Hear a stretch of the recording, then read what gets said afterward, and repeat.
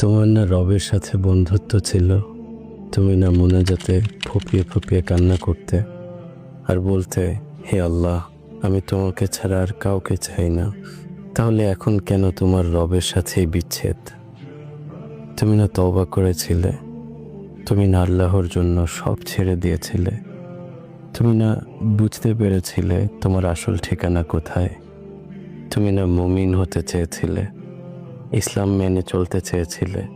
ভুলে গেছো? আবার কেন পাপে জড়িয়ে গেলে? তুমি না সিজদায় পড়ে কেঁদেছিলে তোমার গুনাহের জন্য? তাহলে কেন আবার দুনিয়ার ধোঁকায় পড়ে গেলে? তুমি কি হেরে গেলে তোমার নফসের কাছে?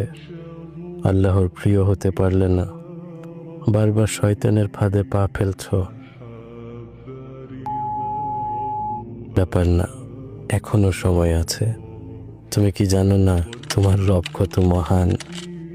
তিনি অপেক্ষা করছেন তোমার জন্য, তোমাকে ক্ষমা করার জন্য।